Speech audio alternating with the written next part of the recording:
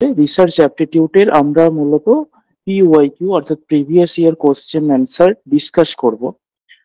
Previous year question answer ডিসকাশনের উদ্দেশ্য এটা শুধুমাত্র এটা নয় যে আজকে যে কয়েকটা প্রশ্ন ডিসকাশন করব শুধুমাত্র সেই কয়েকটা প্রশ্নই তোমরা করতে পারবে, বরং পিওয়াইকিউ ডিসকাশনের উদ্দেশ্য এটাই আমরা শিখবো কিভাবে প্রশ্ন উত্তর করতে হয়, কিভাবে ভাবতে হয়, এবং বাড়িতে যখন তোমরা প্র্যাকটিস করবে কিভাবে করবে, ঠিক কোন কোন জায়গাগুলোতে ফোকাস করবে, কিভাবে একটা কোশ্চেনের জন্য ঠিক কতটা সময় ব্যয় করবে, এবং সেই কোশ্চেনটার সমস্ত দিক থেকে সেই কোশ্চেনটা যা যা অপশন এসছে সেগুলোকেও কিভাবে জেনে নেবে, যাতে ওই রিলেটেড যে কোনো প্রশ্ন পরবর্তীকালে আসলে তোমরা করতে পারো। তো সেক্ষেত্রে অল্প প্রশ্ন করেও কিন্তু আমরা অনেকগুলো প্রশ্নকেই টার্গেট করতে পারবো, তার কারণ আমরা একটা প্রশ্নের যখন চারটে অপশন কি পাঁচটা অপশন কি ছটা অপশন, আমরা সমস্ত অপশন গুলোকে অ্যানালাইসিস করছি, সমস্ত অপশন গুলোকে আমরা বুঝছি, তখন তার সাথে সাথে একটা প্রশ্নের পিছনে আমি আরো চারটে পাঁচটা ছটা সাতটা কোশ্চেন কিন্তু সলভ করে ফেলছি। তো সেই জায়গাটা আমি আজকে ধরানোর চেষ্টা করবো, এবং বেশ এমন কিছু প্রশ্ন দেখেছি যেগুলো খুব ইম্পর্টেন্ট, এবং কিছু কিছু প্রশ্ন একটু জটিলও, তোমাদের হয়তো বুঝতে অসুবিধা হয়েছে বা ভাবতে অসুবিধা হয়েছে, এরকম কিছু প্রশ্ন আমি তোমাদের সামনে আজকে তুলে ধরবো, এবং আমরা তার সমস্ত দিকটা নিয়েই আলোচনা করব। আশা করি তোমরা পার্টিসিপেট করবে, তোমরা সক্রিয় থাকবে, তোমরা ইন্টারাকশন করবে। যদি না ইন্টারাকশন করো তাহলে কিন্তু ক্লাসটা সেই রকম ভালো মানের হবে না, না তোমাদের ভালো লাগবে না আমার ভালো লাগবে। তো তার আগে কোশ্চেন অ্যান্সার শুরুর আগে তোমাদের আমি একটু পেপার ওয়ানের যে রিসার্চ অ্যাপটিটিউডের সিলেবাসটা রয়েছে, অনেকেই জানো বা অলমোস্ট সবাই জানো, হয়তো কিছু জনের কিছু প্রবলেম রয়েছে। আমি একবার সিলেবাসটা জাস্ট তোমাদের সামনে শো করছি। এই জন্যই শো করছি, আমি তোমাদের বলে দিতে চাই যে ঠিক কোন জায়গাগুলোতে তোমাদের ফোকাস করতে হবে, ঠিক রিসার্চ অ্যাপটিটিউডটা কিভাবে পড়লে বিশ্বাস করো পাঁচটার পাঁচটাই ঠিক করা যায়। যদি একটা কোশ্চেন এরকম খুব জটিল চলে আসে তাহলে চারটে তো করাই যায়, কিন্তু আমরা টার্গেট করব রিসার্চ অ্যাপটিটিউড থেকে পাঁচটার পাঁচটা কোশ্চেন যেন আমরা পরীক্ষায় ঠিক করতে পারি। এতটাও কঠিন না। রিসার্চ অ্যাপটিটিউড কে তোমরা অনেকেই খুব কঠিন ভাবে দেখো, তাই আমি চেষ্টা করব বিষয়টা কিরকম সহজ এবং কিভাবে আমরা পাঁচটা কোশ্চেন করতে পারি, বা যটা কোশ্চেন আসবে এখান থেকে সব অ্যাটেন্ড করতে পারি, সেই জায়গাটা আমি ধরিয়ে দেওয়ার চেষ্টা করব। তো সিলেবাসটা তোমরা দেখো।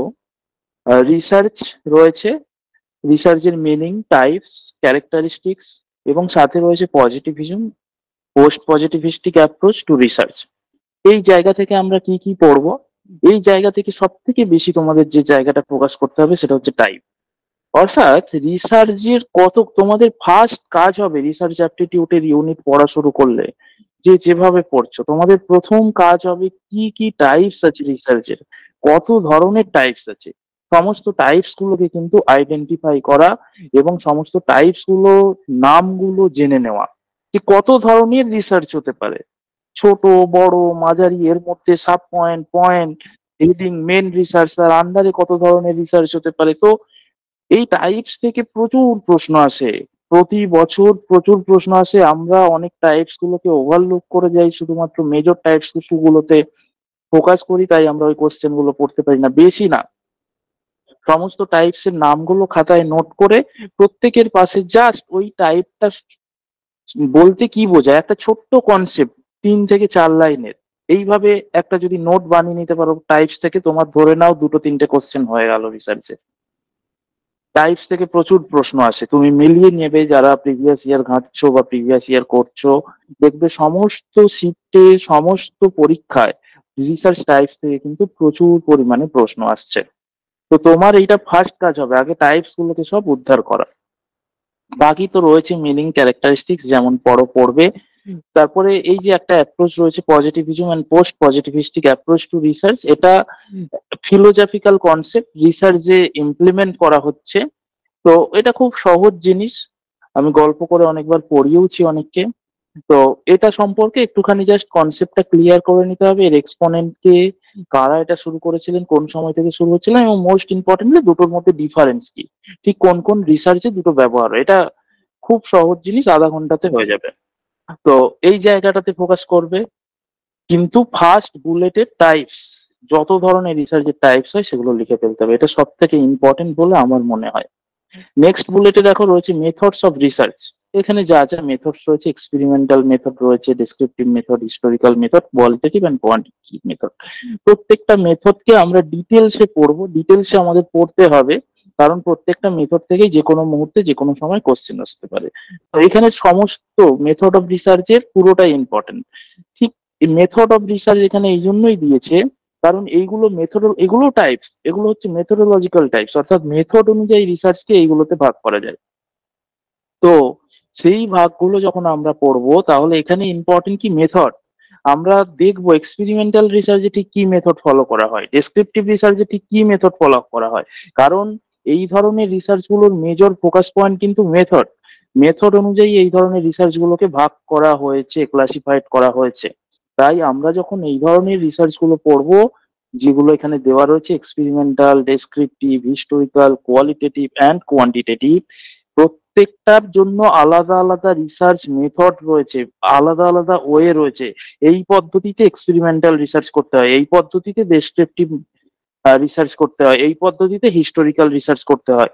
তো ঠিক সেই পদ্ধতিগুলো আমি যদি জেনে নিই, এখান থেকে আমি কোশ্চেন সব পেরে যাব, ঠিক কোন পদ্ধতিতে করতে হয়। এবং কম্পারেটিভ আলোচনা, সমস্ত নেটের যে কোনো প্রিপারেশনে সবসময় কম্পারেটিভ আলোচনা করবে, অর্থাৎ কম্পারেটিভ ওয়েতে পড়বে, একটার সঙ্গে অন্যটার ঠিক কোন জায়গায় পার্থক্য, কোন জায়গায় ডিসিমিলারিটিস, কোন জায়গায় সিমিলারিটিস। এটা যদি তোমরা করে নিতে পারো তাহলে সেকেন্ড বুলেট হয়ে গেল। নেক্সট হচ্ছে স্টেপ অফ রিসার্চ, খুবই সোজা। ফার্স্ট থেকে যা যা প্রবলেম তোমরা অনেকেই জানো, ফার্স্ট স্টেপ হচ্ছে প্রবলেম আইডেন্টিফিকেশন। তো এই প্রবলেম আইডেন্টিফিকেশন শুরু করে একদম রিপোর্ট রাইটিং পর্যন্ত লাস্ট স্টেপ, এর মধ্যে কি কি স্টেপ ফলো করে, কি কি জেনারেল স্টেপ ফলো করে একটা রিসার্চ করতে হয়, সেই স্টেপ গুলো জেনে নিতে হবে, তাহলে এটা হয়ে গেল।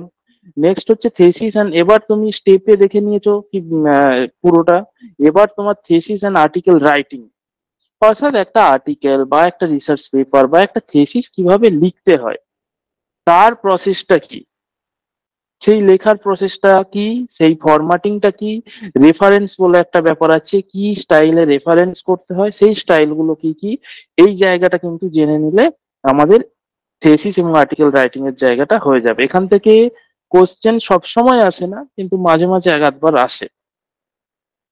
Application of ICT in research, এটা খুব সোজা, এখনকার টেকনোলজি ডেভেলপ করেছে।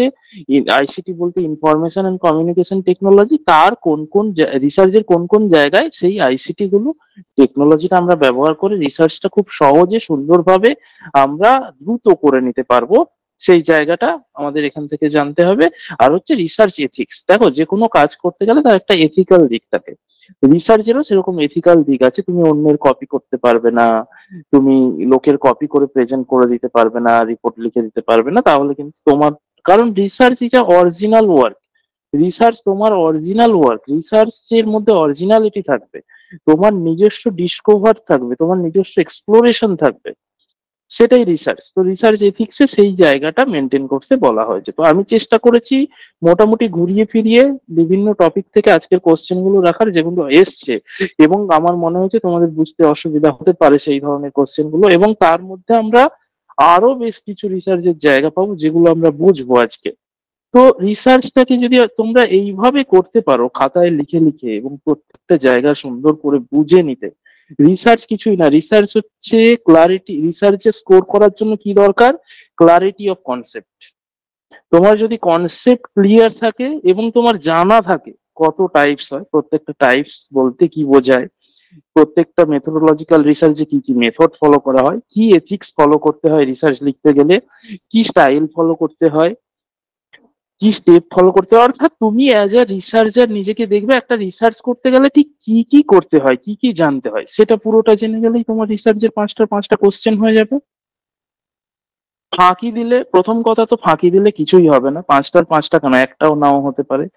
দ্বিতীয় কথা, তোমার ফাঁকি দেওয়া বন্ধ হবে না যতক্ষণ না তোমার ভেতর থেকে আসবে হ্যাঁ আমি জীবনে কিছু করতে চাই, তার জন্য নেটসেট একটা পদ্ধতি, একটা ওয়ে, একটা প্রেস্টিজিয়াস জব পাওয়ার জন্য, একজন ভালো গবেষক হওয়ার জন্য এবং ভালো ইনকাম করার জন্য একটা মাত্র ওয়ে নেটসেট, কেবলমাত্র নয় একমাত্র ওয়ে, এছাড়াও অন্যান্য ওয়ে থাকতে পারে, কিন্তু তোমরা যেহেতু নেট সেটের পড়াশোনার জন্য গ্রুপে রয়েছো, আজকের ক্লাসে জয়েন করেছো, তা আমি বলবো আজকে নেট সেট নিয়ে এই কথা খুব স্বাভাবিকভাবেই। তাই তোমরা যখন এটাকে বেছেছো, তোমাদের ভেতর থেকে নিয়ে এসো যে সত্যিই তুমি কিছু করতে চাও, সত্যিই নেট সেটটা কোয়ালিফাই করে একটা ভালো জায়গায় যেতে চাও, একজন ভালো গবেষক হতে চাও, অথবা একজন ভালো কলেজ ইউনিভার্সিটির টিচার হতে চাও, এবং ভবিষ্যতে ছাত্রছাত্রীদের তৈরি করতে চাও, অথবা রিসার্চে ভালো কিছু এক্সপ্লোর করতে চাও।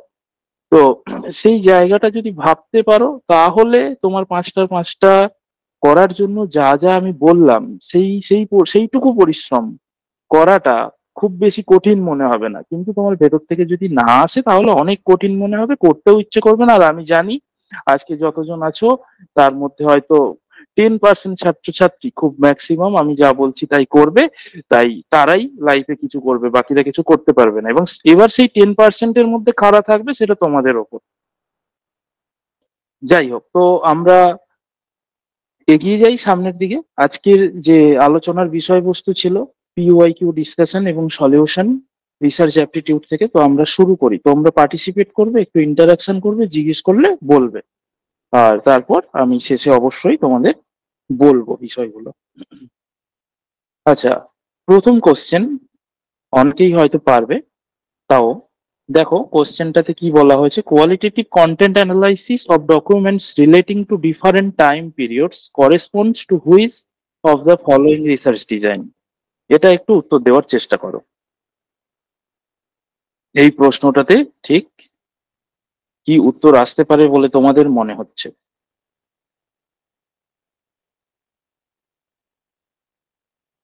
তোমরা ভার্বালিও বলতে পারো, চ্যাট বক্সে লিখতে পারো, এনিথিং। অর্জুন বিশ্বাস বলছে সেকেন্ড অপশন, লঙ্গিচুরিনাল। বেশ, চারটে অ্যান্সার এসছে, আর কয়েকটা অ্যান্সার আসুক। আচ্ছা, বেশ, ভেরি গুড। সবাই বলছে লঙ্গিচুরিনাল, সবাই বলছে অপশন বি অ্যান্সার হবে। হুম, তার কারণ কি একটু বোঝাতে হবে। যারা বললে অপশন বি অ্যান্সার হবে, তার কারণ কি? লঙ্গিচুরিনাল রিসার্চ কেন হবে তার উত্তরটা আমাকে একটুখানি দিতে হবে। কেউ একজন বলো, কেন বলছো লঙ্গিচুরিনাল রিসার্চ অ্যান্সার হবে?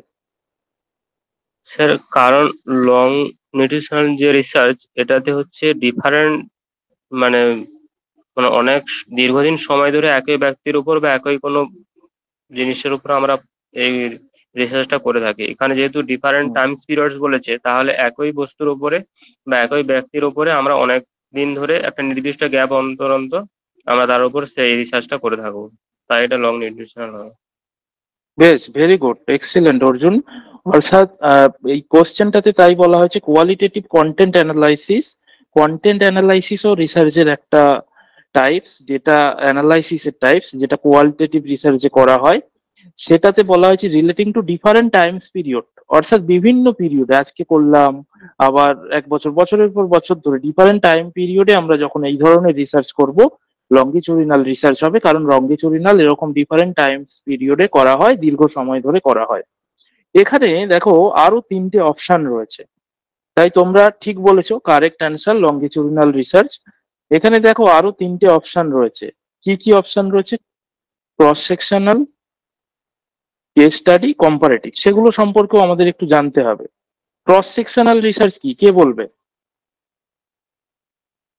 কারণ এই কোশ্চেনটা দিয়েছে লঙ্গিচুরিনাল, হতে পারে পরের বারে ক্রস সেকশন থেকে কোশ্চেন দিল। তো ক্রস সেকশনাল রিসার্চটা কি, কে বলবে? কেউ একজন বলো। পারবে, অনেকেই আছো পারবে।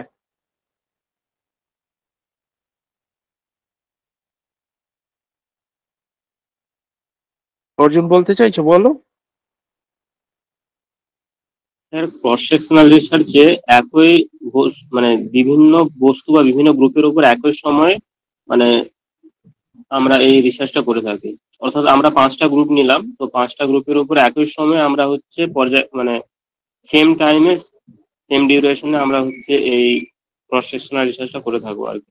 আমরা এবারে যে রিসার্চের যে রেজাল্টটা বেরোবে সেটা এই 5টা গ্রুপ বা 5টা ব্যক্তির উপর যার উপর করলাম, তো 5টা বেশি বা কম হতে পারে, সেটাকে বেশ আমরা বেশ, কম্পেয়ার করে তার রেজাল্টটা বুঝতে আমরা পেরেছি। দেখব। ঠিক আছে, ভেরি গুড ভেরি গুড। আর একজন কেউ বলবে বলছিলে, আর কে বলবে ক্রস সেকশনাল সম্পর্কে?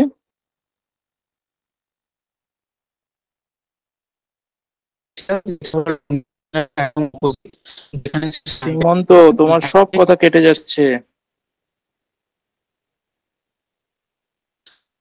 আচ্ছা আচ্ছা, অর্জুন যেটা বললো যে ক্রস সেকশনাল রিসার্চ হচ্ছে আমরা একই সময়ে, যেটা লঙ্গিচুডিনাল রিসার্চ আমরা দীর্ঘ সময় নিচ্ছিলাম, ক্রস সেকশনাল রিসার্চ একটা স্বল্প সময়ে অনেকগুলো গ্রুপের রিসার্চ একসাথে করে নেওয়া, অনেকগুলো গ্রুপকে নিয়ে একসাথে একটা লম্বা সময়ের রিসার্চকে শর্ট টাইমে ক্রস সেকশনাল একে অপরের সঙ্গে কম্পেয়ার করে ডিফারেন্সিয়েট করে একটা রিসার্চকে করে নেওয়া, সেটাই হচ্ছে ক্রস সেকশনাল। নেক্সট আরেকটা ছিল কেস স্টাডি। কেস স্টাডি কি? কেস স্টাডি কি?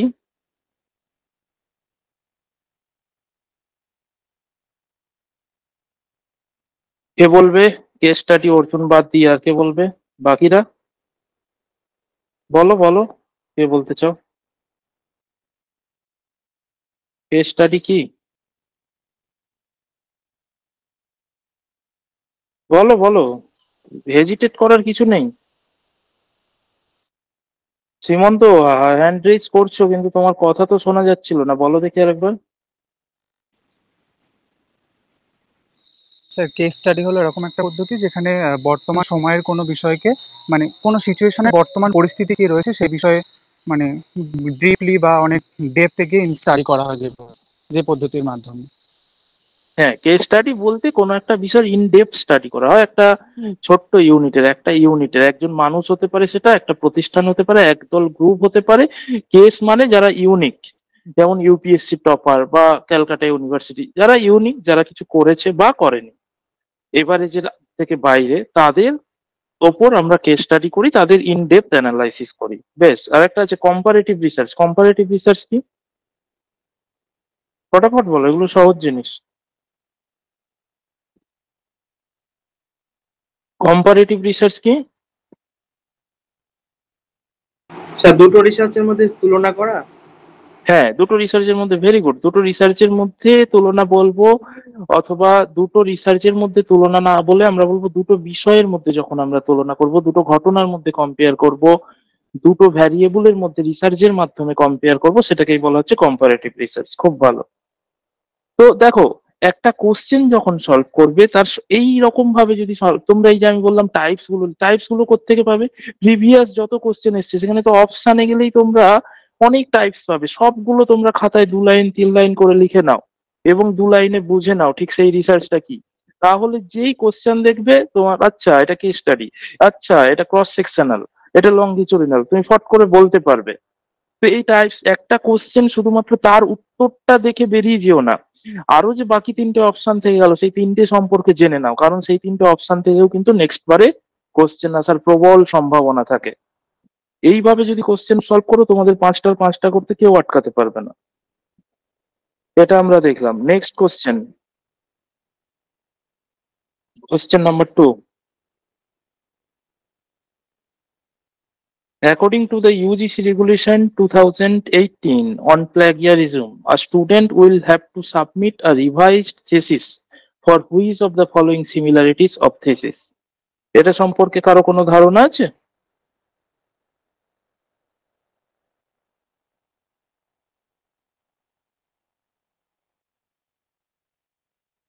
বলো অর্জুন, বলো। স্যার, আমরা যখন কোনো রিসার্চ করার আগে কোনো থিসিস লিখি বা রিসার্চ করার সময় কোনো থিসিস লিখি, সেই থিসিসটা কতটা হচ্ছে ইউনিক হবে এবং সেটা অন্যের কাছ থেকে যেন কপি না করা হয় আর কি।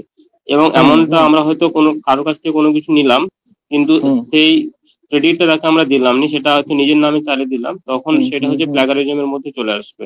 হুম। অর্থাৎ বেশ। অন্যের মানে জিনিস নিজের নামে সেটা চালিয়ে বুঝতে দেওয়া পেরেছি বা প্লেগারিজম কি। এবারে সেই জিনিসটা একটা নির্দিষ্ট মাত্রায় একটা হুম হুম পার্সেন্টেজ থাকে, যেটা হচ্ছে সেই পার্সেন্টেজের মধ্যে করলে সেটা হচ্ছে ক্ষমা প্রার্থী বা সেটা মানে গ্রহণযোগ্য হয়, কিন্তু তার বেশি যখন আমরা সেই লিমিটটা ক্রস করে দেবো, সেটা হচ্ছে একটা তার 3টা স্টেপে আমরা সেটা ওই পানিশমেন্ট দেওয়া হয় ইউজিসি থেকে আর কি। আচ্ছা আচ্ছা, বেশ ঠিক আছে, আমি তোমার কথা বুঝতে পেরেছি। দেখি অম্বিকা, হানিফা, এরা বলছে এ, প্রমিতা বলছে ডি। অম্বিকা আর হানিফা একটু বলো এ কেন বলছো, কেন তোমাদের মনে হচ্ছে এ অ্যান্সার হবে, এর পেছনে যুক্তি কি? স্যার বলা কি যাবে নাকি? প্লাগারিজম, হ্যাঁ বলো।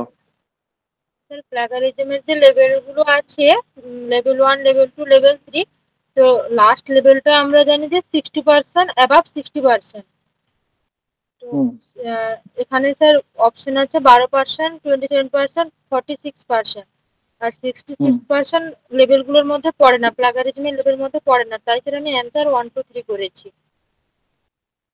আচ্ছা, ভেরি গুড। লেভেল গুলো সম্পর্কে তোমার ধারণা আছে, ঠিক কি প্লেগারিজমের কি রুলস আছে, কি লেভেল আছে?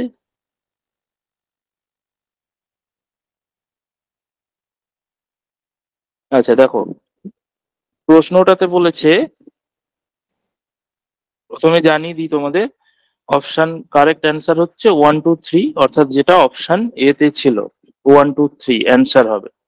তো কোশ্চেনটাতে বলেছে according to the UGC regulation 2018 UGC একটা রেগুলেশন দেয় রিসার্চের প্লেগারিজম নিয়ে, যে কপি পেস্ট করা নিয়ে, অন্যের কপি করা নিয়ে। আর student will have to submit a revised thesis, যখন রিসার্চ করবে থিসিস জমা দিতে পারবে, for which of the following similarities of thesis. তাকে রিভাইজ করতে হবে থিসিসটা কখন, একটা থিসিস সে জমা দিতে যাচ্ছে, সেটা জমা না নিয়ে তাকে দিয়ে দেওয়া হবে প্লেগারিজম চেক করে, যদি তার প্লেগারিজম থাকে আহ সেটা সে রিভাইজ করে, রিভিশন করে প্লেগারিজমটা রিমুভ করে সে আবার সাবমিট করতে পারবে, কখন, সেটা কত পার্সেন্ট প্লেগারিজম থাকবে সেটাই এখানে জিজ্ঞেস করা হচ্ছে। সেটার সলিউশনটা দেখো, এই চারটে লেভেলের কথা বলা হয় 2018 রুলসে। ফার্স্ট লেভেল তোমরা প্রত্যেকেই জানো হয়তো, যে 10% পর্যন্ত প্লেগারিজম ছাড় আছে ইউজিসির রুলস অনুযায়ী, 10% পর্যন্ত অন্যের কপি পেস্ট করা বা সাইটেশন করে অন্যের লেখা থেকে যদি কপি করা হয় বা কিছু জিনিস কপি হয়েও যায় একই ধরনের লেখা হয়, সেই জন্য 10% 10% প্লেগারিজম পর্যন্ত ছাড় আছে। মাইনর সিমিলারিটিস এক্ষেত্রে সেই জন্য নো পেনাল্টি অ্যাকশন, কোনো পেনাল্টি নেই, 10% প্লেগারিজম হলে ছাড় আছে। অপশানে তো 10%ও নেই সেই জন্য, কারণ ওটা পর্যন্ত ছাড় আছে, যা আছে অপশন 10-এর ওপরে যেখানে প্লেগারিজম হচ্ছে। এবার প্লেগারিজম যদি হয় তার ক্ষেত্রে কি রুলস, টুতে আছে কি, সিমিলারিটিস অ্যাবাভ 10% to 40%, যদি 10%-এর ওপরে প্লেগারিজম হয়ে যায় তাহলে তো ছাড় নেই, এবং সেটা 40% পর্যন্ত থাকে যদি, তার জন্য একটা রুলস আছে। কি রুলস আছে, such students shall be asked to submit a revised thesis within a stipulated time period not exceeding 6 months। অর্থাৎ 6 মাসের মধ্যে তাদেরকে আবার সুযোগ দেওয়া হবে যে তুমি প্লাগারিজমটা রিমুভ করে 10%-এর মধ্যে নিয়ে এসে 6 মাসের মধ্যে তোমার থিসিসটা সাবমিট করো।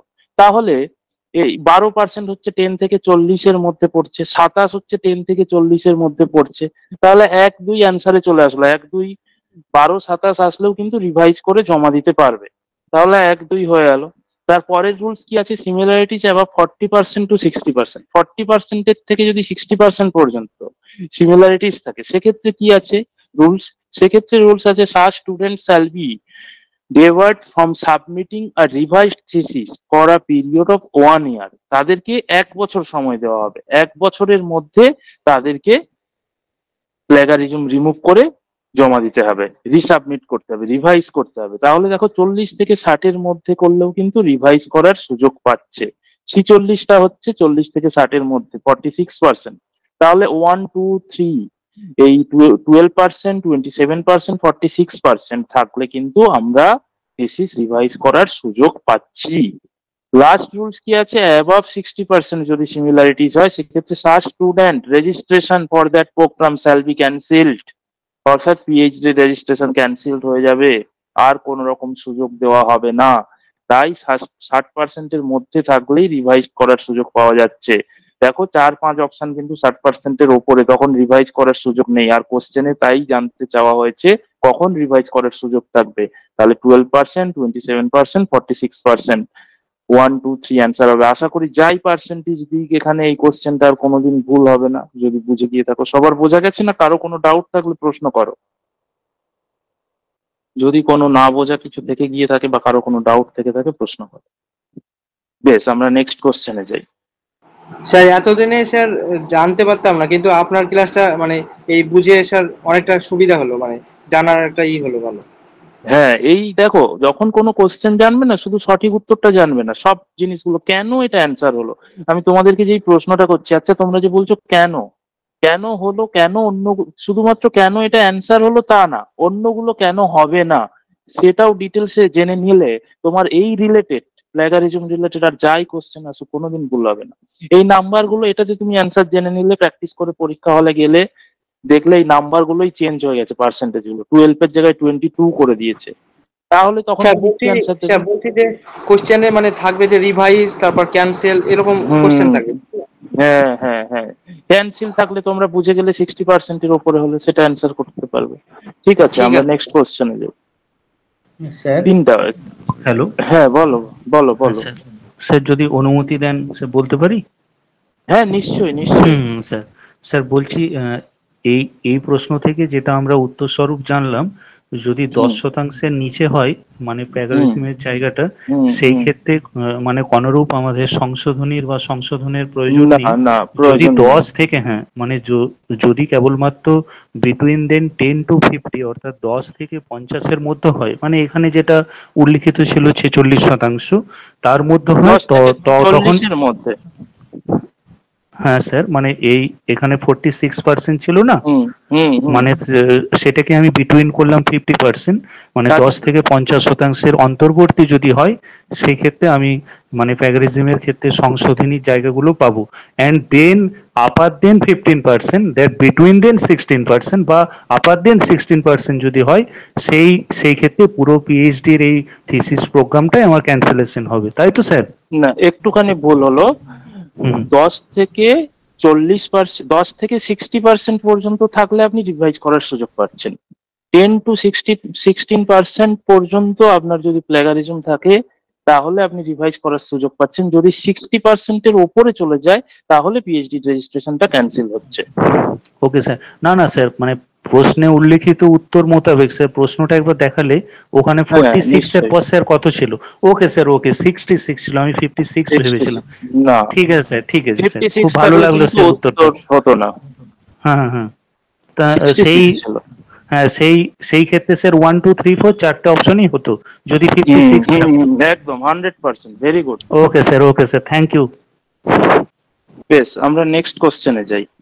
এটা বলো, the study of the behavior of humans and non-humans in the natural environment without any manipulation of variables is called.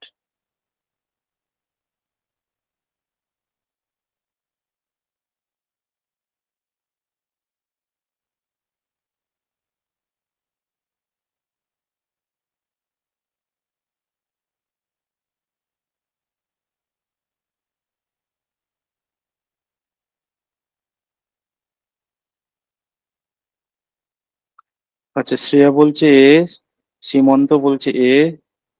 আচ্ছা শ্রেয়া, ও sir sorry, Shreya observe, B বলছো। হ্যাঁ বলো বলো অতনু। স্যার ওই অবজারভেশনাল রিসার্চই হবে আমার মনে হচ্ছে যেটুকু। আচ্ছা আচ্ছা, বি বলছো, বেশ। অর্জুন বলছে সি।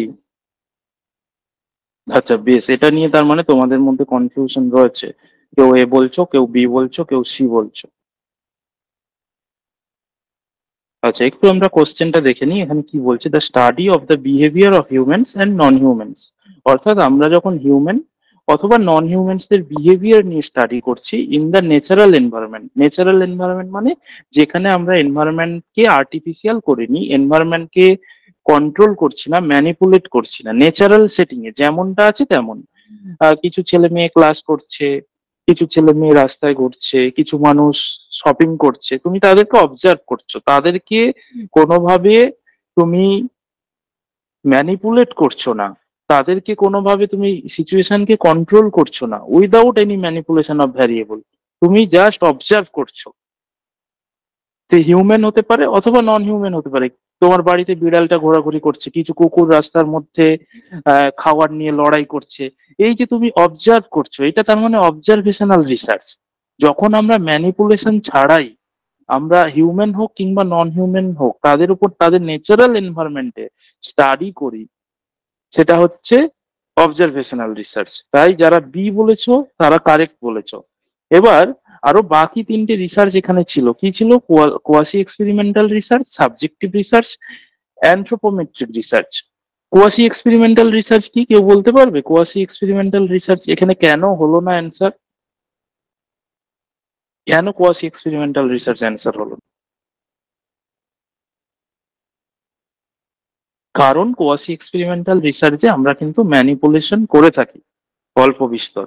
কোয়াসি এক্সপেরিমেন্টাল রিসার্চে সিচুয়েশনকে আমরা কিছুটা হলেও নিয়ন্ত্রণে রাখার চেষ্টা করি, আমরা যে যার মতো ছেড়ে দিই না, আমরা পুরোপুরি ন্যাচারাল সেটিং এ কিন্তু আমরা এক্সপেরিমেন্টাল রিসার্চ করি না। সাবজেক্টিভ রিসার্চ শুনেই বোঝা যাচ্ছে যেখানে রিসার্চারের পার্সোনাল পার্সপেক্টিভ থাকবে, রিসার্চারের ইন্টারপ্রিটেশন অথবা রিসার্চ করার ক্ষেত্রে রিসার্চার তার মতো করে তার কনভিনিয়েন্স অনুযায়ী তিনি রিসার্চ করবেন। কিন্তু এখানে বলা হচ্ছে ন্যাচারাল সেটিং এ উইদাউট ম্যানিপুলেশন, তাই সাবজেক্টিভ রিসার্চ হবে না। অ্যানথ্রোপোমেট্রিক রিসার্চ কি? অ্যানথ্রোপোমেট্রিক রিসার্চ হচ্ছে যেখানে আমরা হিউম্যান বডি, হিউম্যান গ্রোথ, তাদের বিভিন্ন ভ্যারিয়েশন, বিভিন্ন সময়ের বিভিন্ন বিকাশ, সেগুলো নিয়ে আমরা যখন স্টাডি করি তখন সেটাকে বলা হচ্ছে অ্যানথ্রোপোমেট্রিক রিসার্চ। বলা হচ্ছে involves the measurement of the human body, human বডিকে যখন আমরা মেজার করছি, অ্যান্ড ইটস ভেরিয়াস ডাইমেনশন, বিভিন্ন ডাইমেনশন হতে পারে, but it may not specifically pertain to observing behaviour. এটা আমরা অবজার্ভ করে ন্যাচারাল সেটিং এ অবজার্ভ করছি এরকমটা কিন্তু নয়। ইন ন্যাচারাল এনভায়রনমেন্টস হিউম্যান বডির ওপর আমরা রিসার্চ করতে গিয়ে কিন্তু আমরা সিচুয়েশনকে কন্ট্রোল করি, আমরা অনেক কিছু ম্যানিপুলেশন করি, কন্ট্রোল সিচুয়েশনে কিরকম ডেভেলপ করছে, কন্ট্রোল সিচুয়েশন না থাকলে কিরকম ডেভেলপ করছে সেইগুলো দেখার চেষ্টা করি। তাই এটাও হবে না, এখানে observational research is the right answer, এটাই অ্যান্সার হবে। আচ্ছা নেক্সট 4 নাম্বার, স্টেটমেন্ট রয়েছে দুটো এবং কোন স্টেটমেন্টটা ঠিক কোনটা ভুল সেটা জিজ্ঞেস করা হচ্ছে। দেখে নাও। Given below are two statements. Statement 1, a dependent variable can never be dichotomous. Statement 2, an independent variable is always be dichotomous. তারপরে কোশ্চেন করা হচ্ছে, in the light of above statement choose the most appropriate answer from the option given below. First অপশনে বলা হচ্ছে both statement 1 and 2 are correct. Second অপশনে বলা হচ্ছে both statement 1 and 2 are incorrect.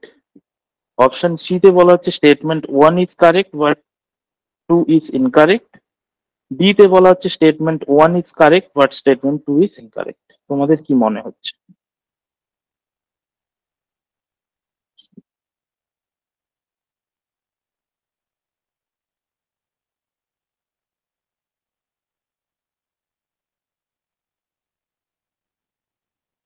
আচ্ছা ডিকোটমাস শব্দের অর্থ বোঝা গেছে? কেউ জানো, কেউ বলতে পারবে ডিকোটমাস ভ্যারিয়েবল মানে? আর স্যার দুটো dependent- ভাগ। হ্যাঁ হ্যাঁ হ্যাঁ, যখন দুভাবে তাদের ক্যাটাগরাইজড করা যাবে অথবা দুটো ভাবে রিপ্লাই করা যাবে এরকম ভ্যারিয়েবল গুলোকে ডিকোটোমাস ভ্যারিয়েবল, দ্বৈত ভ্যারিয়েবল বলা হয়। তাদের দুটো টাইপস থাকতে পারে, দুটো ক্যাটাগরি থাকতে পারে, বেশ অনেকেই জানো। এবার অ্যান্সারটা বলো। শ্রেয়া বলছে B, both statement 1 and 2 are incorrect. বাকিরা কি বলছো? স্যার বি মানে খালি তো বলছে বি, আর আর বাকিরা?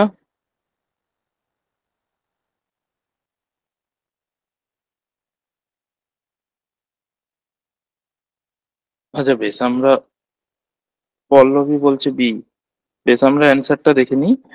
তো both statement 1 and 2 are incorrect, অর্থাৎ অপশন বি তে যেটা ছিল তোমরা একদম প্রত্যেকেই ঠিকই বলেছো।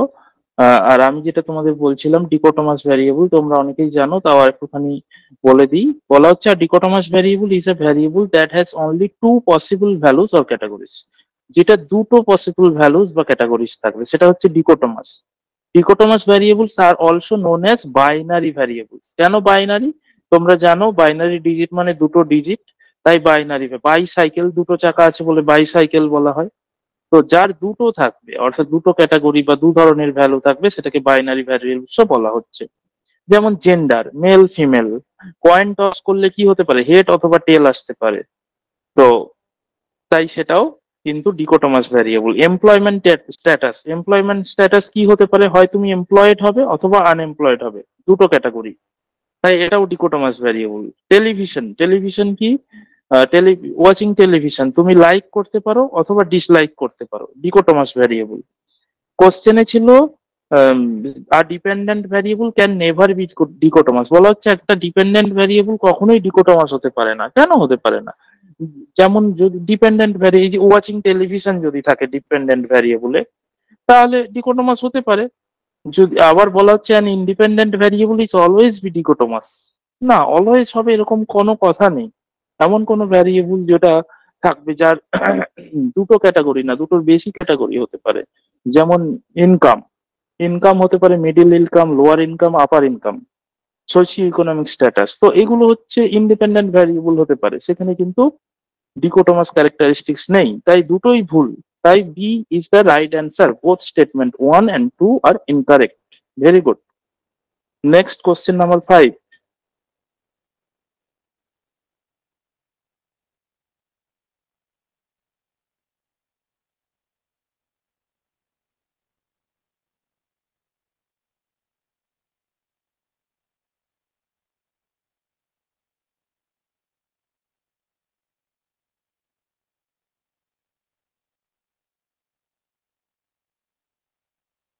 দেবলতি বলছে A, question number 5, in which of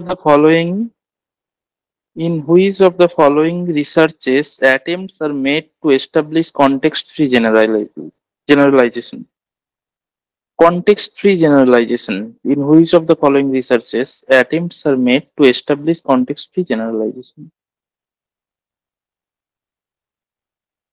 Shreya বলছে ডি, অর্জুন বলছে ডি।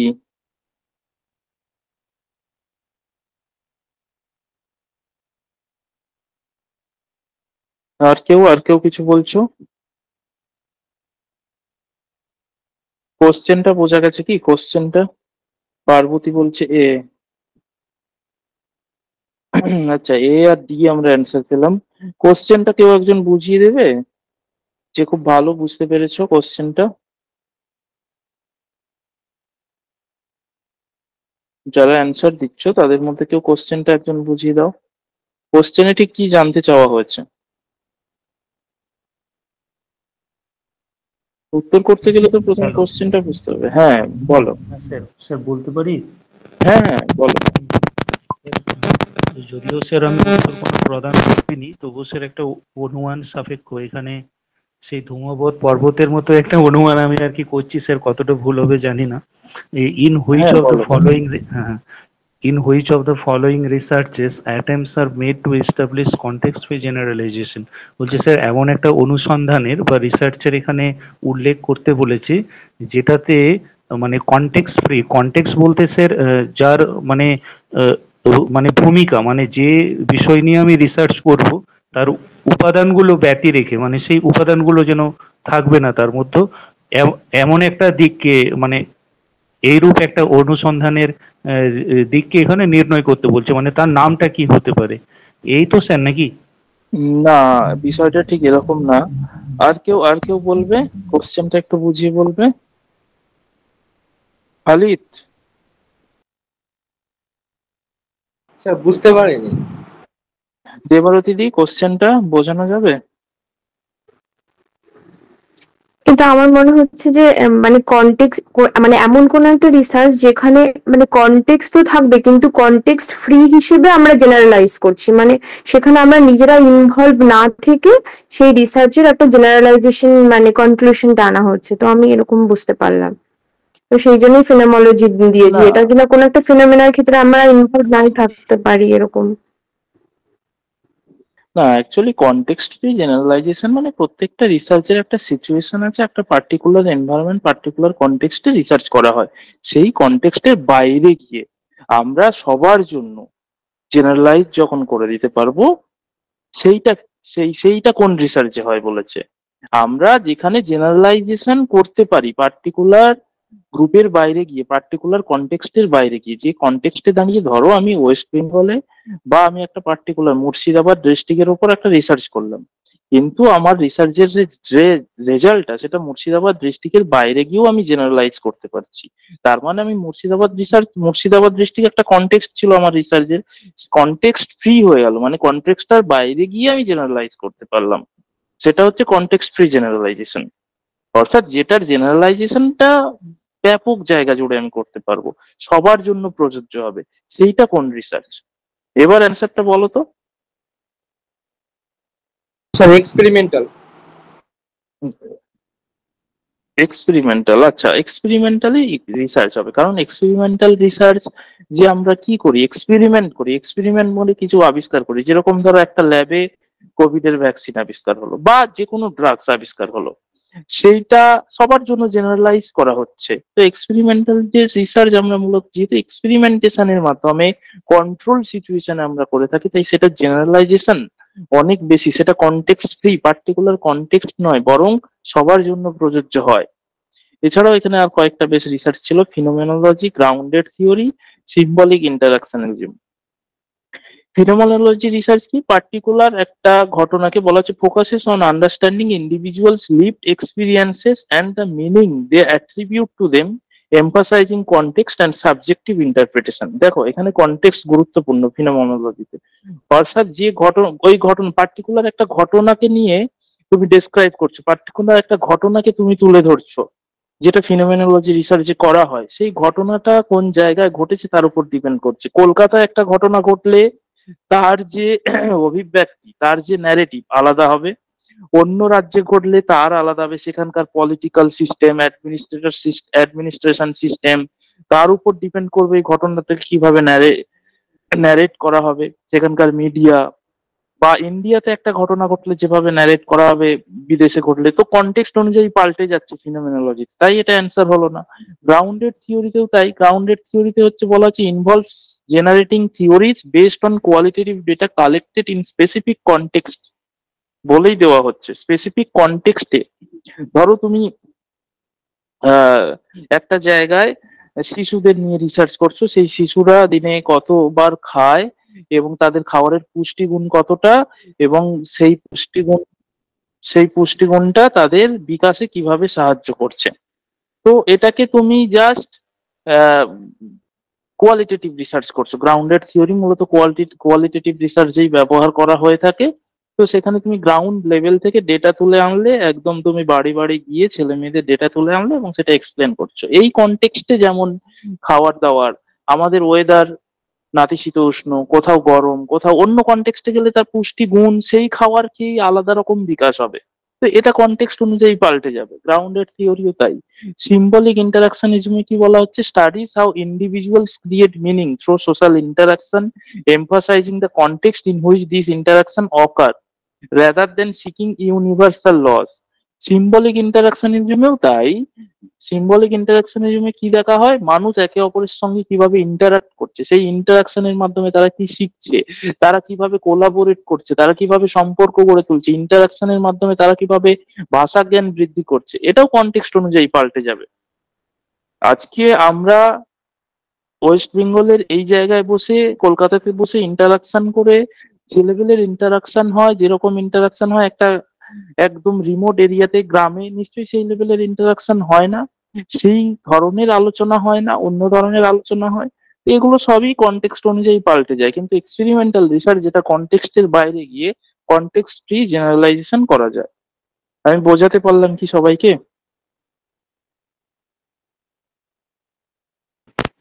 হ্যাঁ স্যার।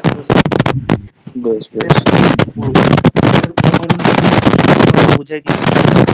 কোনো ড্রাগ বা ভ্যাকসিনের কথা বললেন, ধরুন একটা স্থানে একটা ভ্যাকসিন আবিষ্কৃত হলো, ধরুন মুর্শিদাবাদের এলাকারই আপনি কথা উল্লেখ করেছিলেন, সেখানে ধরুন একটা দুরারোগ্য ব্যাধির ভ্যাকসিন আবিষ্কৃত হলো, কিন্তু সেটা, সেই ভয়ঙ্কর ব্যাধিটা যদি সারা দেশে ছড়িয়ে পড়ে, সেই ভয়ঙ্কর ব্যাধি নিরাকরণের জন্য সেই মুর্শিদাবাদ থেকেই ভ্যাকসিনটার মানে পুরো দেশে একটা মানে সর্বব্যাপকতা এলো, তাহলে এটা সেই মানে গ্রাউন্ড ভিত্তিক রইলো না, মানে পুরো দেশের মধ্যেই ছড়িয়ে পড়লো, এই আর কি।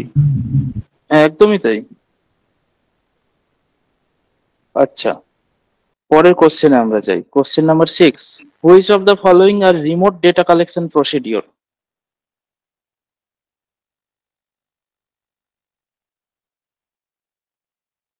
Which of the following are remote data collection procedure?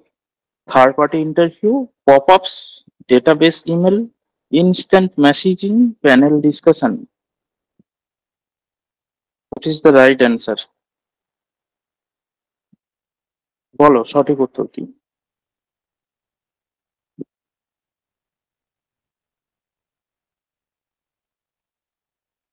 বলা হচ্ছে রিমোট ডেটা কালেকশনে কোন মেথড ব্যবহার হয়। রিমোট ডেটা কালেকশন বলতে কেউ বুঝতে পেরেছো?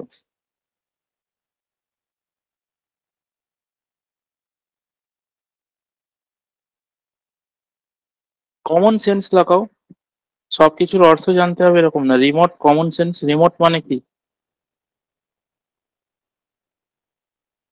স্যার অনলাইন হতে পারে। হ্যাঁ, একটু আগেই আমি বললাম রিমোট এরিয়া, আমরা টিভি। রিমোট মানে যেটা দূরে থেকেও করা যায়। রিমোটের সেটা হচ্ছে যেটা দূরবর্তী, সেটা হচ্ছে রিমোট। রিমোট ডেটা কালেকশন যেটা দূরে থেকে করা যাবে। ডেটা কালেকশনটা তুমি দূর থেকেও করতে পারবে, এক জায়গায় বসে অন্য জায়গায় ডেটা কালেকশন করতে পারবে। তার জন্য কি কি মেথড ব্যবহার করা যেতে পারে? অর্জুন বলছে বি, অতনু বলছে B. E means 2, 3, 4। Popups, database email, instant messaging. Pallabi বলছে এ, 1, মানে 1, 2, 3।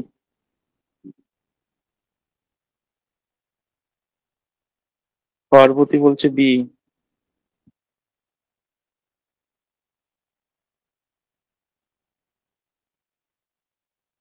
আচ্ছা, তাহলে আমরা সঠিক উত্তর দেখে নেব। সঠিক উত্তর হচ্ছে 2, 3, 4। 2, 3, 4 মানে অপশন বি। ভেরি গুড, যারা অপশন বি বলেছো প্রত্যেকেই প্রায় বলেছো অপশন বি। দূর থেকে বসে কোনটাতে ডেটা কালেক্ট করতে পারবো? এটা তো খুবই সোজা। Third party interview. ইন্টারভিউ নিতে গেলে থার্ড পার্টি ইন্টারভিউ মানে থার্ড পার্টি ইন্টারভিউ বলেই বুঝিয়ে দেওয়া হচ্ছে তোমাকে সামনে যেতে হবে। তুমি থার্ড পার্টির থ্রোতে ইন্টারভিউ নেওয়াচ্ছ, তুমি নিজে দূরে থেকে ইন্টারভিউ নিচ্ছ বলছে না। তুমি অন্য পার্টিকে দিয়ে ইন্টারভিউ নেওয়াচ্ছ মানে তারা সামনে গিয়ে ইন্টারভিউ নিচ্ছে। তো এটার জন্য তো আমাকে সামনে যেতে হচ্ছে, দূর থেকে হচ্ছে না, বা থার্ড পার্টির সাহায্য নিতে হচ্ছে। আর সেকেন্ড হচ্ছে প্যানেল ডিসকাশন। প্যানেল ডিসকাশন তো আমরা সবাই একসাথে প্যানেল বসে, যেরকম ইন্টারভিউর প্যানেল বসে সেরকম তারা ডিসকাস করে ভাইবা দিয়ে বেরিয়ে যাওয়ার পর ঠিক কাকে নেব, কাকে বাদ দেওয়া যাবে, কার কোন প্যানেল মানে একদল মানুষ মিলে একটা প্যানেল হয়, তারা যখন এক টেবিলে বসে সবাই মিলে ডিসকাশন করে সেটা প্যানেল ডিসকাশন। তো বাকি রইলো পপ আপস, ডেটাবেস ইমেল। ইমেল মানে যেটার থেকে দূর থেকে করা যায়, তোমরা জানো ইমেল করে দিলাম আমরা, ইমেলে কেউ ফর্মটা ফিল আপ করে ডেটা দিয়ে দিল, পেয়ে গেলাম। ইনস্ট্যান্ট মেসেজিং, মেসেজও দূর থেকে করা যায়, আমি মেসেজের মাধ্যমে তথ্য নিতে পারি। পপ আপস সম্পর্কে কারো ধারণা আছে? পপ আপস কি?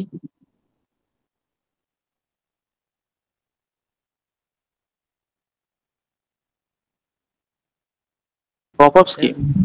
হ্যাঁ স্যার, ওটা ওই মানে আহ, একটা এরিয়া ভিত্তিক আর কি, মানে এটা বিশেষত ভাবে আমরা এই স্মার্টফোন গুলোতেও পাবো। পপস আপে মানে পপ আপে স্যার একটা অপশন বেস থাকে সেটিংস এর মধ্যেই। ওটা স্যার ওই জিওগ্রাফিক্যাল ইন্টারফেসের একটা কিছু বিষয় হতে পারে, যেটা ওই ভৌগোলিক পরিসীমিত যে স্থান আর কি, সেই স্থান নির্ণয়ের কোনো একটা কোড বা এইরূপ কিছু। এটা স্যার আমি এইটুকুই বিষয়টা সম্বন্ধে জ্ঞাত আর কি। আচ্ছা, আর কেউ?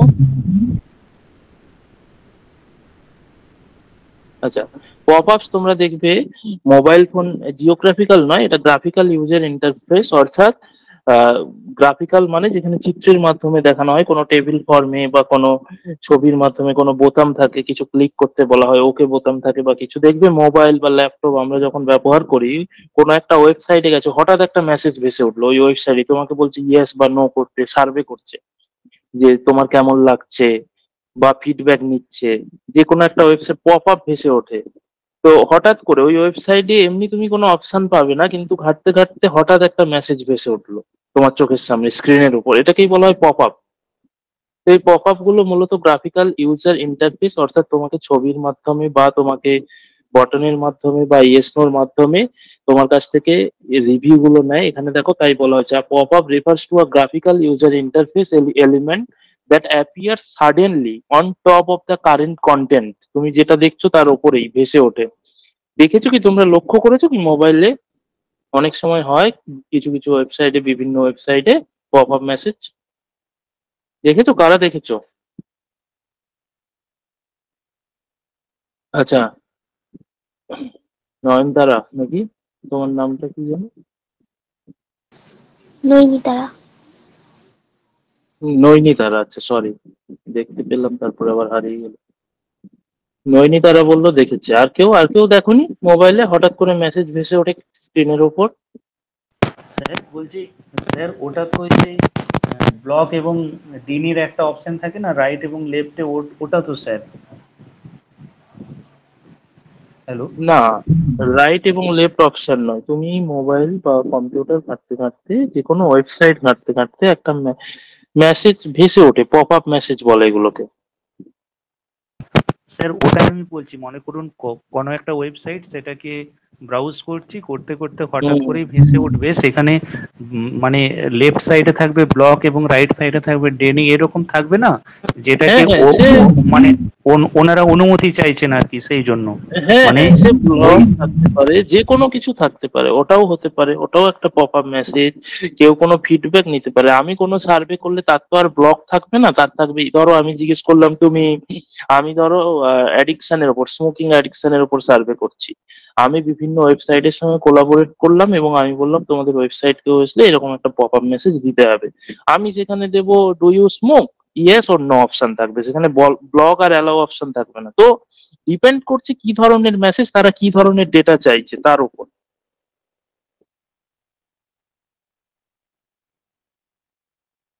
বলছি তো ওগুলো তো ওটাও বেশি একটা ইগনোরই পপ আপ করা হয় মেসেজ। স্যার, ওগুলোকে হ্যাঁ, ইগনোর করা হয় কারণ তোমার মনে হয় তোমার এই কিন্তু মেসেজটা ডেটা নিতে গেলে গুরুত্বপূর্ণ ওগুলো নয়। আমরা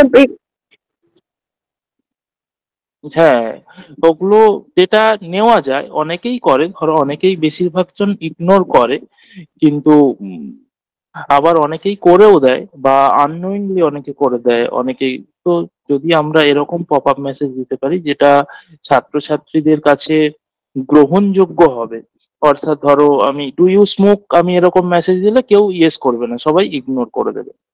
কারণ আবার অনেক সাইডে দেখবে তুমি কিন্তু কিছু একটা অপশন না দিলে তুমি সামনে যেতে পারবে না, এবং কুকিজের মেসেজ আসে একসেপ্ট অর রিজেক্ট, তুমি ওটা একসেপ্ট না করলে হ্যাঁ সামনের হ্যাঁ দিকে হ্যাঁ, এগিয়ে এটা যেতে পারবে দেখেছি। না। হুম। সেরকম পপ আপ মেসেজ দিতে হবে যেটা তোমাকে করতেই হবে, তারপর ওয়েবসাইটটা তুমি আবার স্ক্রল করতে পারবে, না হলে ওই মেসেজটাকে তুমি সরাতে পারবে না।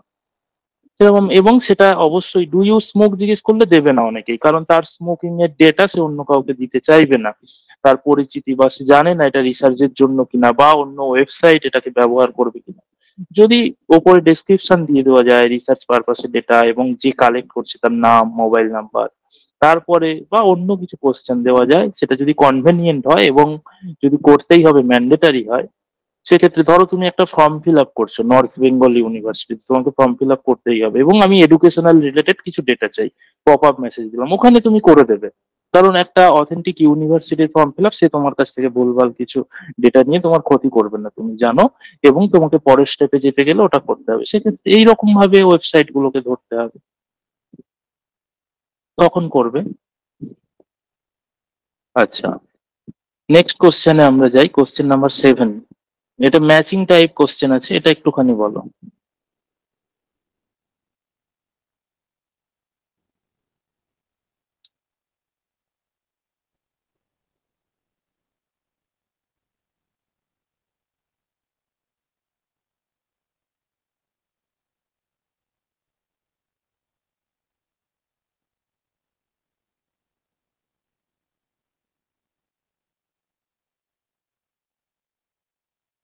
কোহর্ট অ্যানালাইসিস আছে, কাল্টিভেশন অ্যানালাইসিস আছে, ফ্যাক্টর অ্যানালাইসিস আছে, ক্যানোনিকাল অ্যানালাইসিস আছে।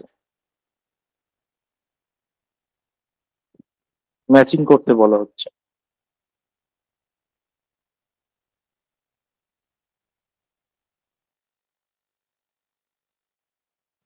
এই প্রশ্নগুলো কিন্তু বিভিন্ন সাবজেক্টে নেটে এসছে বিগত একটা দুটো সালের মধ্যেই।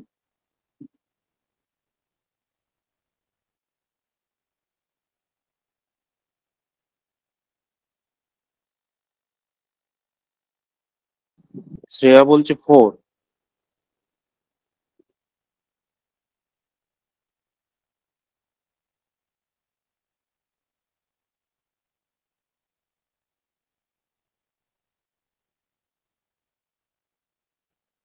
পার্বতী বলছে 4। আর কেউ, আর কেউ?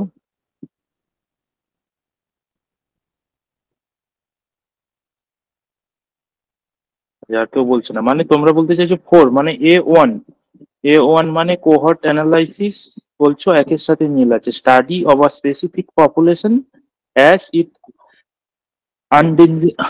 undergoes change over time. বলছে study of a specific population as it undergoes change over time. তারপরে বলছি B3। B3 মানে cohort sorry cultivation analysis. Cultivation analysis বলছো তোমরা analysis of perception of social world. আচ্ছা। C4 ফ্যাক্টর অ্যানালাইসিস, তোমরা বলছো multivariate statistical test used for data reduction. বেশ। আচ্ছা, ক্যানোনিক্যাল অ্যানালাইসিস মানে D2 বলতে চাইছো, simultaneous analysis of two or more data tables. আমরা সঠিক উত্তরটা একটুখানি দেখে নেব। দেখো, ঠিকই বলেছো তোমরা, A1 B3 C4 D2, তাই তো বললে A1 B3 C4 D2, very good. এখন প্রশ্ন হলো কোহর্ট অ্যানালাইসিস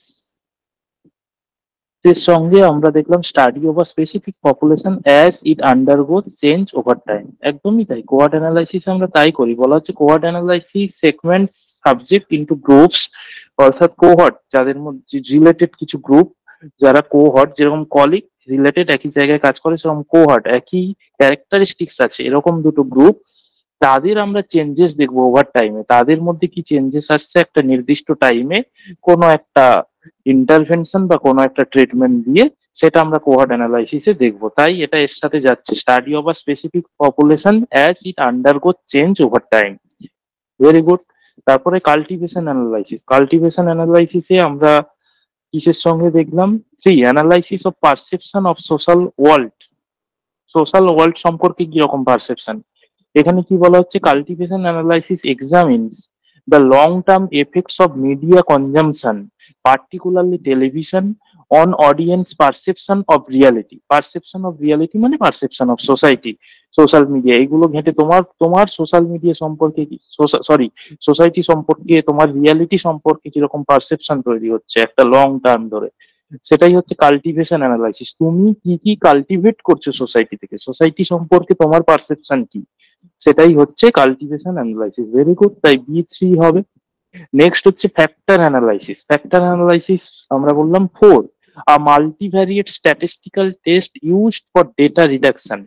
একদমই তাই, বলা হচ্ছে factor analysis is a statistical method that identifies underlying relationship between variables by grouping correlate variables into fewer factors।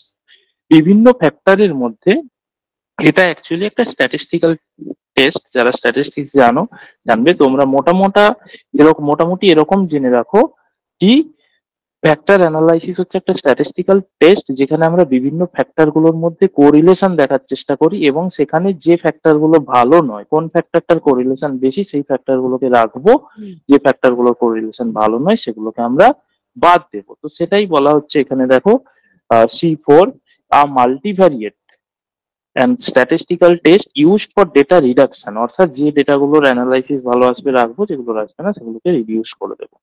Next হচ্ছে ক্যানোনিক্যাল অ্যানালাইসিস। ক্যানোনিক্যাল অ্যানালাইসিস হচ্ছে two simultaneous analysis of two or more data tables. তাই অর্থাৎ দুটো data টেবিলের মধ্যে simultaneous analysis করা, linear analysis করা এবং কম্পেয়ার করা। দেখো এখানে সেটাই বলা হচ্ছে, ক্যানোনিক্যাল অ্যানালাইসিসে বলা হচ্ছে canonical analysis explore the relationship between two set of variable. Two set মানে এই যে দুটো টেবিল ওখানে বলেছিল, বাই আইডেন্টিফাইং লিনিয়ার কম্বিনেশন, বা ক্যানোনিক্যাল মানে ওই লিনিয়ার সোজাসুজি, কার সঙ্গে কার রিলেশন আছে, এই যে এই ম্যাচিংটা করছো, এটা যদি রিসার্চের মাধ্যমে করতে হতো এটাও কিন্তু ক্যানোনিক্যাল অ্যানালাইসিস হয়ে যেত। অর্থাৎ তোমরা লিনিয়ার কার সঙ্গে কার ম্যাচ আছে সেটা দেখার চেষ্টা করছো। এটা মূলত সোশ্যাল সায়েন্স এবং ইকোনমিক্যাল রিসার্চে ব্যবহার হয়। তো আশা করি এই ধরনের রিসার্চ থেকে আবার যদি এরকম ম্যাচিং আসে তোমরা করতে পারবে। আচ্ছা, যা আলোচনা হচ্ছে বোঝা যাচ্ছে তো? সবাই খুব বোর লাগছে কি, নাকি ঠিকঠাক বোঝার চেষ্টা করছো, শুনছো? বোঝা যাচ্ছে? না না স্যার, খুব ভালো লাগছে। হ্যাঁ স্যার, ভালো লাগছে। বেশ, আমরা পরের কোশ্চেনে যাই। Question number 8. A sample of respondents which is available to researcher because of their access to the respondents is identified as.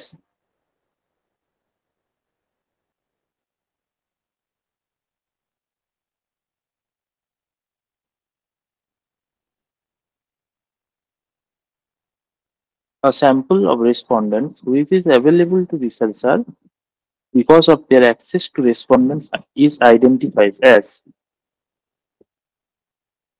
এটা খুব সোজা আছে, বলো, ফট করে বলো। খালিদ বলছে ডি, দেবরতী দিদি, অর্জুন বলছে ডি। কোশ্চেনটা একটু বুঝিয়ে দাও তো, সোজা প্রশ্ন তো, কেউ একজন বুঝিয়ে দাও। পার্বতী বলো, পার্বতী কোশ্চেনটা বুঝিয়ে দাও, কি বলতে চাও, কি জানতে চাওয়া হয়েছে।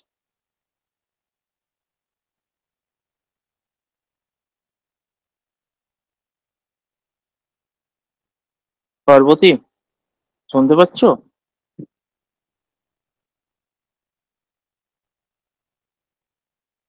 পার্বতী অ্যান্সার দিচ্ছে কিন্তু শুনতে পাচ্ছে না।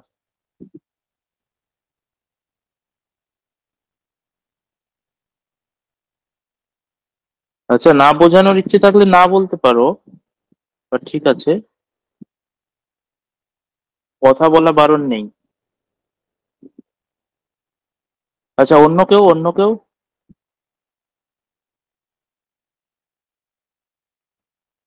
স্যার, যখন একজন রিসার্চার যখন হুম। খুব সহজেই অনেকগুলো রিসার্চ ক্ষেত্রে যখন স্যাম্পল পেয়ে যায়, সেটাই বোঝাতে চাইছি এখানে।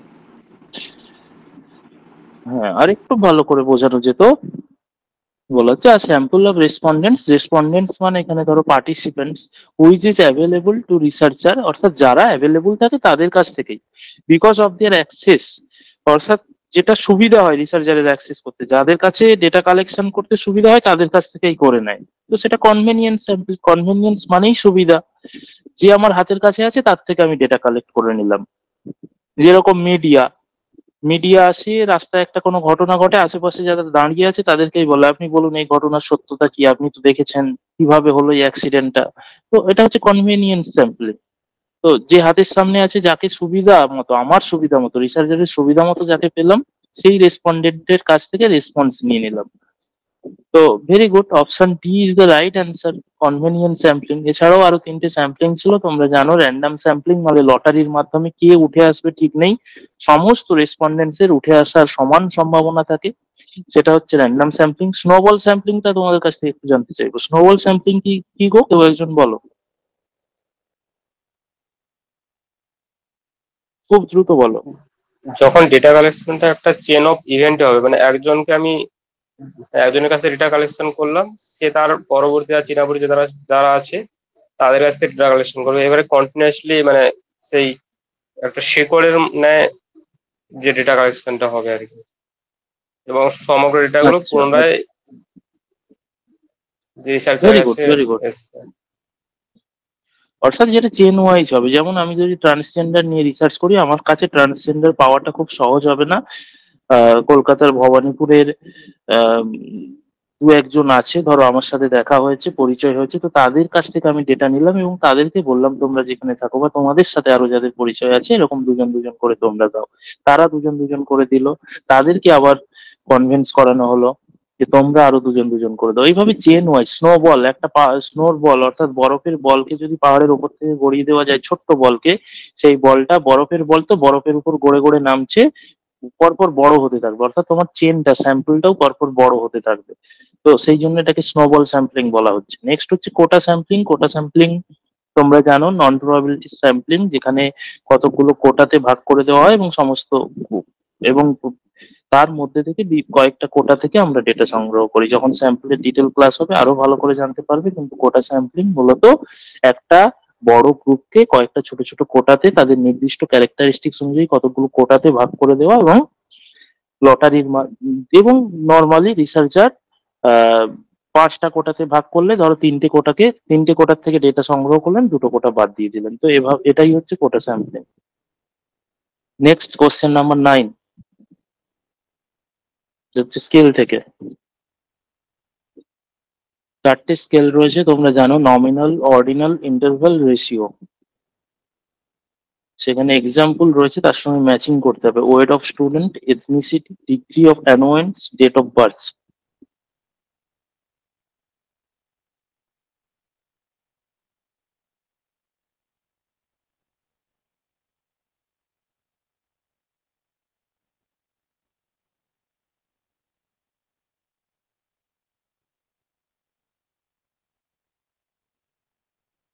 বলো, এটাও দ্রুত দ্রুত বলো।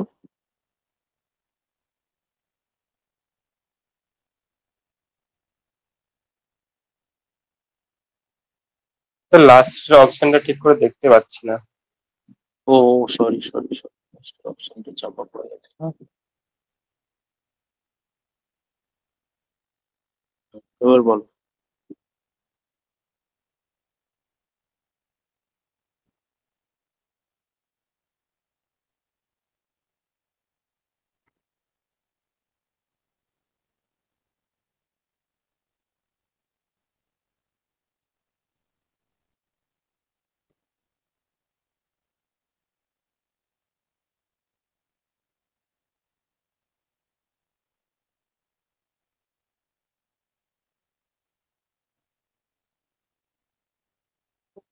অর্জুন বলছে 4, সীমন্ত বলছে 4, হানিফা বেগম বলছে 4। অর্থাৎ A4 মানে নমিনাল বলছো date of birth, BI ordinal বলছো weight of student, C2 interval বলছো এথনিসিটি, E3 রেশিও বলছো ডিগ্রি অফ অ্যানোয়েন্স। আর কেউ কিছু বলবে?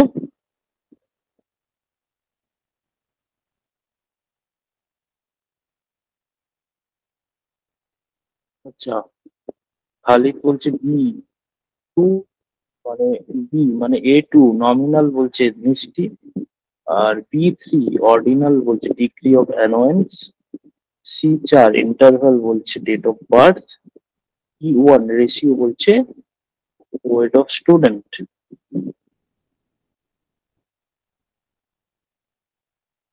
শুভঙ্কর বলছে 4।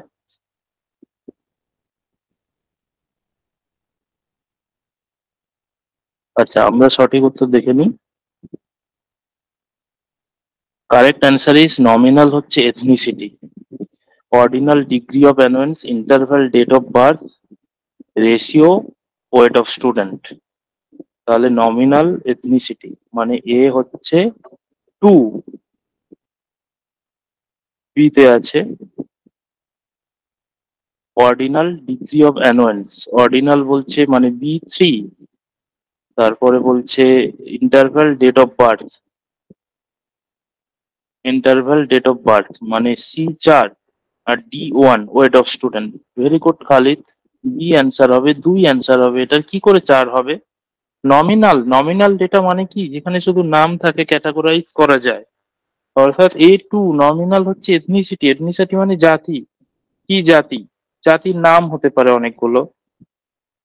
তো অর্ডিনাল, অর্ডিনাল মানে যেখানে অর্ডার থাকে, র্যাঙ্ক থাকে, ডিগ্রি অফ অ্যানুয়েন্স, ডিগ্রি, অ্যানুয়েন্স বিরক্তিকর, হাইলি আমি ইরিটেড, হাইলি অ্যানুয়েন্ট, হাইলি অ্যানুয়েন্স, মডারেট অ্যানুয়েন্স, লো অ্যানুয়েন্স। তো এই ডিগ্রি অর্ডিনাল এই র্যাঙ্ক করে দেওয়া হলো, ফার্স্ট সেকেন্ড থার্ড যেরকম হয়, টপার। তো ইন্টারভ্যাল, ইন্টারভ্যালে কি থাকে? ইন্টারভ্যালে হচ্ছে প্রকৃত জিরো থাকে না। Date of birth, date of birth মানে কখনো জিরো ডেট অফ বার্থ হয় না।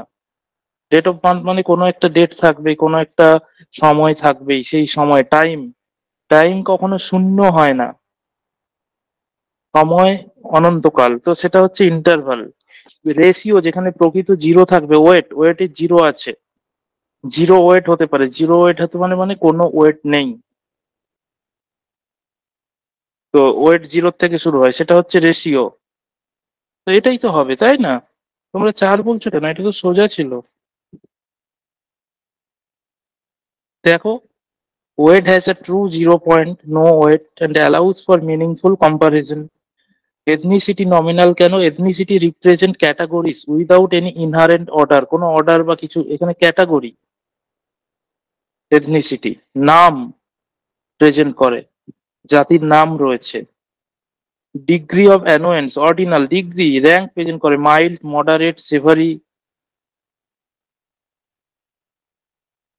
Date of birth, date of birth, date of বার্থের কোনো জিরো হয় না। While the date has meaningful interval, সেটার মিনিংফুল ইন্টারভ্যাল থাকে। এই সময় যাদের জন্ম হয়েছে, অন্য সময় যাদের তাদের মধ্যে একটা গ্যাপ আছে, কিন্তু সেই গ্যাপটা অ্যাবসোলিউট না, রিলেটিভ, যেহেতু প্রকৃত জিরো নেই,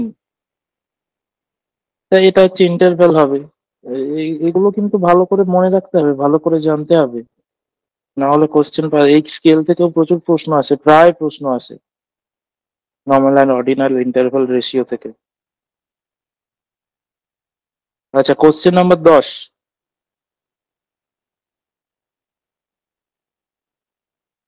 আচ্ছা, আগেরটা বোঝা গেল কি সবার? কেন 2 হলো অ্যান্সার, কেন 2 হলো?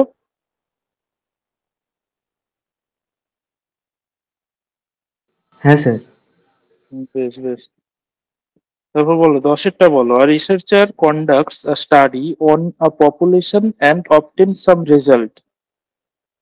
He now want to generalize this result to a different population. For this, his measurement should show.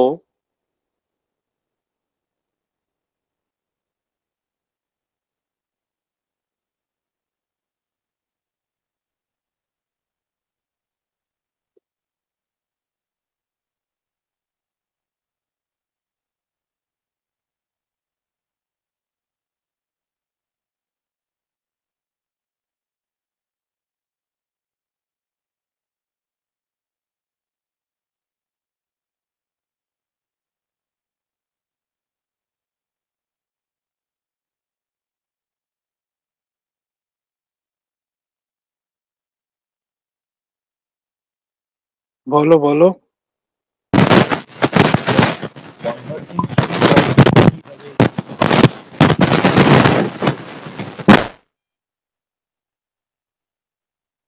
আরো বলা যাচ্ছে না? আচ্ছা, স্যার বলছি কনভার্জেন্ট শব্দের অর্থ এখানে কি হবে, তাহলে উত্তরটা বেরিয়ে যাবে কি? কনভার্জেন্ট মানে কেন্দ্রের দিকে আসা,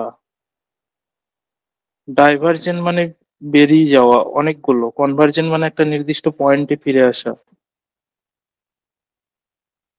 আচ্ছা, খালিদ বলছে এ, অর্জুন বলছে ডি, পার্বতী বলছে 1 বা এ, পল্লবী বলছে এ। আচ্ছা, অর্জুন বলছে টি, ডাইভার্জেন্ট ভ্যালিডিটি। বেশ, আমরা এবার সঠিক উত্তর দেখে নিই। সঠিক উত্তর হচ্ছে, the correct answer is external validity. External validity মানে এ। কেন? আর রিসার্চার কন্ডাক্টস আ স্টাডি, একটা স্টাডি করছেন রিসার্চার অন আ পপুলেশন, একটা পপুলেশনের উপরে, অ্যান্ড অবটেন সাম রেজাল্ট, এবং সেখান থেকে কিছু রেজাল্ট পেয়েছেন। He now want to generalise this result, তিনি এবার এই রেজাল্টটাকে জেনারেলাইজ করতে চান, যেমন আগেরটা বলছিলাম, জেনারেলাইজ করতে চান সবার মধ্যে, রেজাল্টটাকে সবার জন্য প্রযোজ্য করতে চান, টু আ ডিফারেন্ট পপুলেশন, বিভিন্ন পপুলেশনে সবার জন্য প্রযোজ্য করতে চান। For this his measurement should show, এটার জন্য তাকে মেজারমেন্ট শুড শো, তাকে দেখাতে হবে, কি দেখাতে হবে? External validity, internal validity, convergent validity. অর্থাৎ যখন আমরা রেজাল্টকে জেনারেলাইজ করব বৃহত্তর সমাজে, তখন আমাদের কোন ধরনের ভ্যালিডিটি দরকার? External validity, internal validity, convergent validity, divergent validity.